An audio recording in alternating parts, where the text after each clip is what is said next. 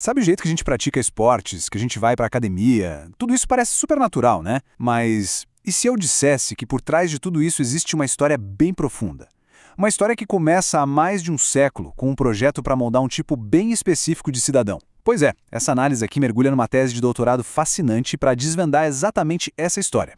Para a gente começar a entender essa ideia, que parece meio complexa, vamos partir de um lugar que muita gente conhece bem: a paixão de uma criança pelo futebol. É uma história pessoal que serve como ponto de partida para toda essa investigação. Essa frase forte é do autor da tese, Gabriel Pereira Paes Neto, e ela conecta a gente direto com o tema. É uma frase que ecoa em qualquer um que já sentiu aquele amor pelo jogo, não importa qual seja. E o mais interessante é que, mesmo ali na brincadeira de rua, o autor já percebia que certos valores estavam sendo reforçados. Não era só sobre jogar, sabe? Era sobre competir, sobre ser o protagonista, o herói, sobre ser produtivo.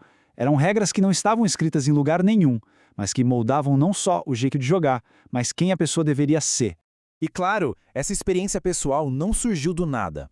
Ela foi totalmente moldada por aquelas grandes histórias de heróis que a gente via na mídia década após década. Das vitórias do Senna às Olimpíadas, a mensagem era parecida: uma história de superação com heróis e vilões que ensinavam a gente a torcer e a quem admirar. Então, é a partir daí dessa história pessoal, dessa formação como atleta e torcedor, que nasce uma investigação acadêmica muito, mas muito mais profunda.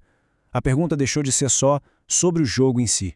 E aqui está o coração da pesquisa. Afinal, de onde vieram esses valores de competitividade e heroísmo que parecem fazer parte do DNA do esporte? Como é que o nosso jeito de treinar o corpo foi escolhido e gravado na nossa memória como o único jeito certo de fazer? É um verdadeiro mistério histórico que a gente vai tentar resolver. E para desvendar esse mistério, a pesquisa usa uma lente bem específica. Pensa nela não como uma busca pela origem, mas como uma escavação. Uma escavação que revela como as coisas que hoje a gente acha super normais são, na verdade, construções históricas, resultado de acidentes e de muitas disputas de poder. E essa nossa escavação histórica nos leva para um lugar e uma data bem específicos: Belém do Pará, na virada para o século XX. Uma cidade que vivia uma transformação radical, cheia de ambição. Só que essa Belém era uma cidade dividida. De um lado, uma elite que sonhava com uma Paris nos trópicos, supermoderna e rica. Do outro, uma população enorme e pobre. E foi nesse cenário de divisão social profunda que novas ideias sobre higiene, esporte e sobre o corpo começaram a borbulhar. Esse ideal europeu era o que os governantes e os ricos da cidade queriam ser. A moda, o lazer, tudo era um jeito de sinalizar modernidade e status. Era uma forma de se diferenciar do resto da população.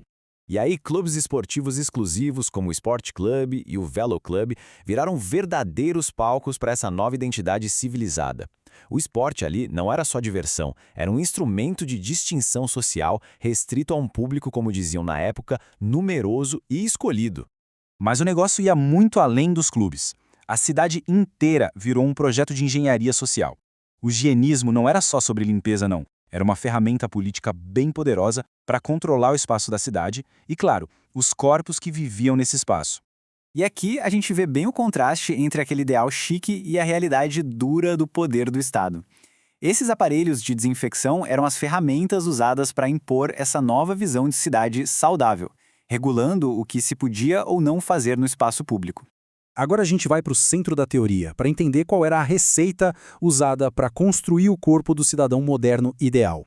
Então, o ponto crucial para entender tudo isso é um conceito: biopoder. É uma virada de chave gigantesca. O poder não quer mais só punir ou matar como antigamente. Agora o objetivo é gerenciar a vida. A meta é criar uma população com corpos dóceis, saudáveis e, principalmente, produtivos. E como esse projeto foi colocado em prática? Basicamente através da junção de 4 forças sociais muito poderosas. O discurso do médico definia o que era um corpo saudável, o do militar, um corpo disciplinado, o da religião, um corpo moral. E a imprensa espalhava esses modelos para todo mundo, criando um padrão para todo mundo seguir. E agora, vamos conectar essa análise histórica toda diretamente com os dias de hoje, com a nossa vida, para a gente perceber o legado duradouro desse projeto. E aqui a história se fecha de um jeito muito poderoso. O autor reflete que ele mesmo é um produto de toda essa história que ele está tentando mostrar. A pesquisa não é só acadêmica, ela é, no fundo, super pessoal. Então, a grande conclusão dessa análise é bem clara. A nossa relação moderna com corpo, com performance, com competição não surgiu do nada. Ela foi construída de propósito ao longo de mais de um século. E isso tudo nos deixa com uma pergunta final, para a gente refletir. Ao olhar para a nossa vida, para o jeito que a gente se exercita, compete, pensa em saúde, será que somos heróis da nossa própria história ou somos produtos de uma história muito mais antiga? O que é que o esporte realmente produz na gente hoje?